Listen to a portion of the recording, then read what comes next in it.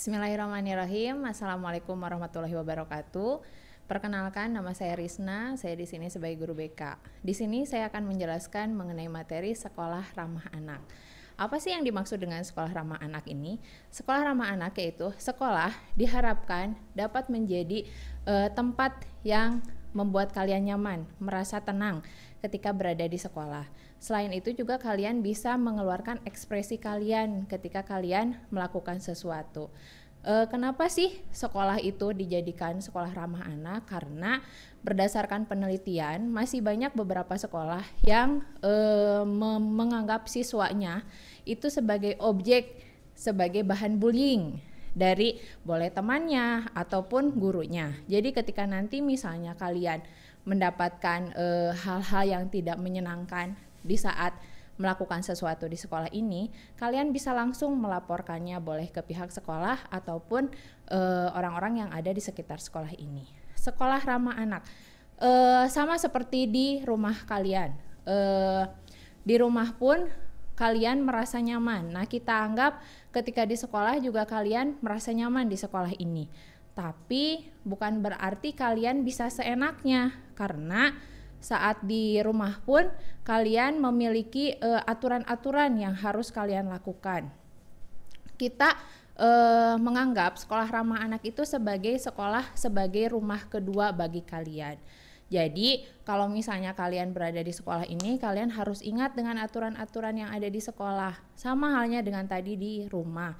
Saat misalnya kalian bebas untuk tidur, bebas untuk main, atau bebas untuk bergaul, kalian pasti ada aturan. Misalnya saat bermain kalian tidak boleh pulang terlambat lebih dari maghrib. Atau misalnya saat azan maghrib semuanya diwajibkan untuk sholat berjamaah saat di rumah.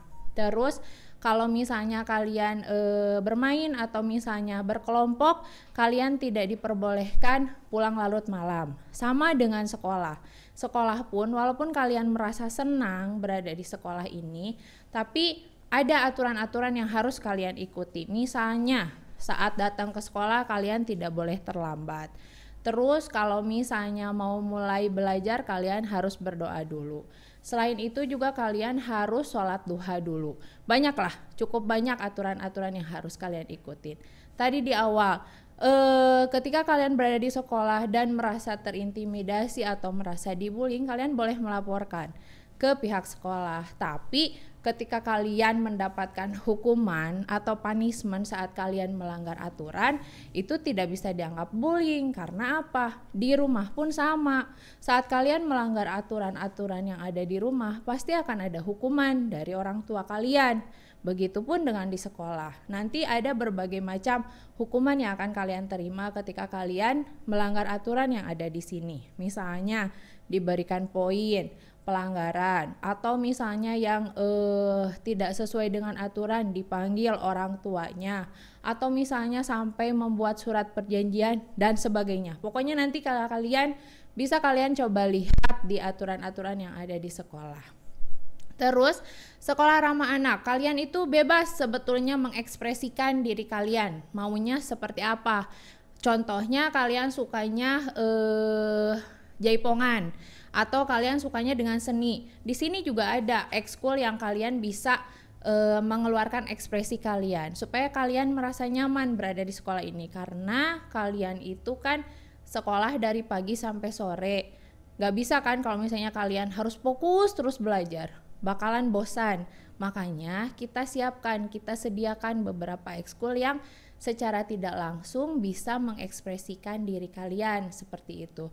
Banyak kok yang kakak-kakak kelasnya kalau misalnya saking nyamannya berada di sekolah ini, saking mungkin ramahnya untuk anak-anak, saat tidak ada guru atau misalnya tugas-tugasnya selesai, mereka banyak kok yang pada tidur di kelasnya. Tapi bukan berarti saat belajar kalian harus tidur seperti itu. Kalian harus tahu di mana kalian waktunya tidur, di mana waktunya belajar, di mana juga waktunya bermain. Seperti itu. Terus sekolah ramah anak. Walaupun kita sekolah itu tidak menyenangkan di rumah, karena mungkin di rumah itu tidak belajar ya, bukan tidak belajar tapi tidak terlalu banyak untuk belajarnya. Tidak seperti di sekolah yang belajar itu dari pagi sampai dengan sore. Cuman ada momen-momen yang nanti akan kalian rasakan, atau misalnya yang kalian kangenin di sekolah ini. Mudah-mudahan sih hal itu bisa menjadi bagian yang menyenangkan untuk kalian saat kalian masuk sampai nanti saat kalian keluar dari sekolah ini. Ya mungkin seperti itu yang Ibu bisa sampaikan. Kalaupun misalnya nanti masih banyak pertanyaan atau sesuatu mengenai sekolah ini, silahkan kalian sharing, boleh di ruangan Ibu, atau misalnya kalian boleh komunikasi dengan guru-guru yang ada di sekolah ini. Insya Allah semua gurunya juga ramah anak-anak, ramah kepada anak-anak, sehingga kita semuanya dekat dengan anak-anak. Tidak hanya kelas 10, 11 ataupun 12, tapi semuanya warga SMK Bakti Kencana. Terima kasih untuk perhatiannya. Selamat bergabung dengan sekolah kita, Sekolah Farmasi Bakti Kencana Soreang. Mudah-mudahan ini merupakan salah satu jalan untuk keberhasilan kalian dan kalian menjadi manusia sukses di masa depan. Wassalamualaikum warahmatullahi wabarakatuh.